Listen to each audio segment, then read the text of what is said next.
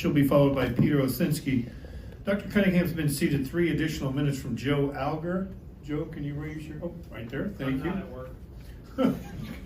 So she'll have 6 minutes. Good afternoon, Commissioners. My name is Dr. Pam Cunningham. It's a pleasure to be here today to have the opportunity to address you regarding this important issue. As you may remember, I emailed each of you several days ago, but wanted to have the opportunity to speak to you to reiterate what my thoughts on fluoride in the drinking water supply are. I'm a Christian and an American, and as such, I'm a free individual. Our country was founded on the biblical principles of liberty and free will. These principles are outlined in our nation's founding documents, the highest laws in our land. We as individuals, by definition, must have the freedom to do with our persons as we wish, so long as we do not harm others in the process. Part of this freedom is medical freedom, the right to not have substances placed in our bodies or surgical procedures performed on our bodies without informed consent. I, and obviously many others in Collier County, do not consent to having fluoride placed in our drinking water supply. Along with viewing the fluoride situation as a Christian and an American, I also view it as a medical doctor. As a physician, I was trained to first do no harm. In fact, that has historically been and should always remain the cornerstone of medical practice. And it must also be the cornerstone of public health practice.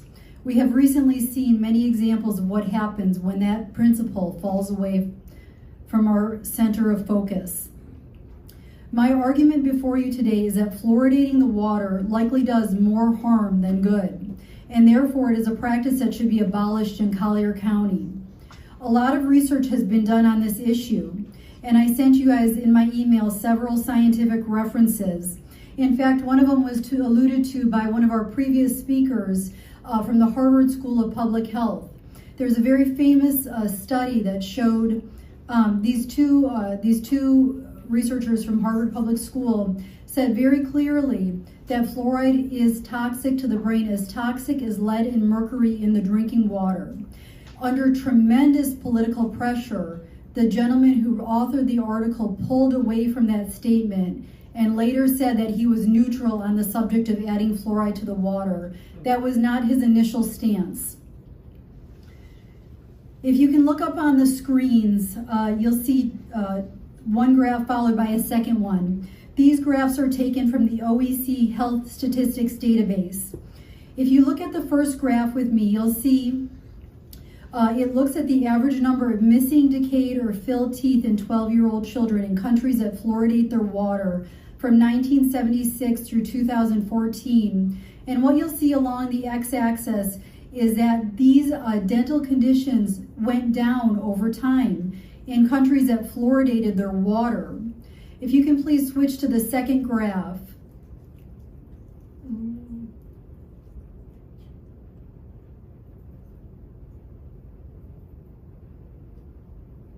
Okay, this graph looks tremendously similar to the first graph.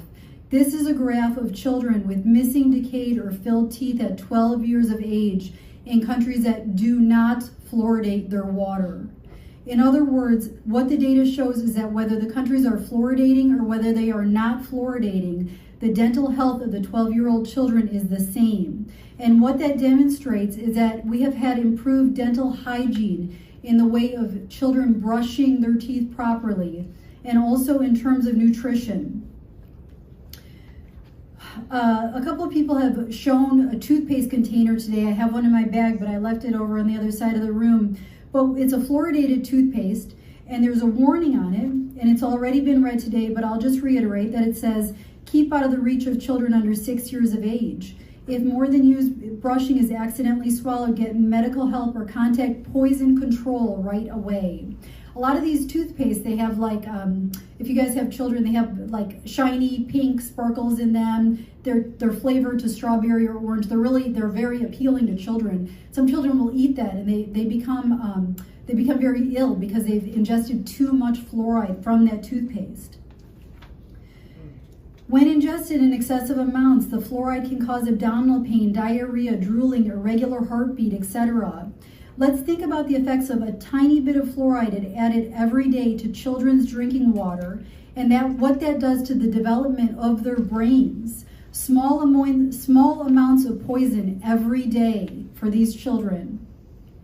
Again, the researchers from the Harvard School of Public Health call this as dangerous as taking daily mercury or lead on the developing brain.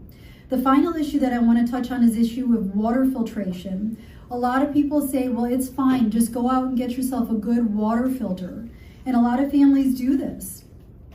But the truth is that most water filters on the market do not remove this harmful substance from the drinking water. Once fluoride is added to the water, it's extremely difficult to get out unless you use reverse osmosis or a very high-end water filtration system. I would like to echo what I believe Mr. Sherman said, and that if this fluoride in the water is so effective, why are these pediatric dentists, and God bless you, I love my pediatric dentists for my children, why are you guys seeing such high levels of dental illness among these children? They are drinking the water. Commissioners, I ask you to please take one giant step forward in public health today. Please join the hundreds of other U.S. counties and the large majority of Western Europe and vote to stop adding this chemical to our drinking water. Thank you. Your next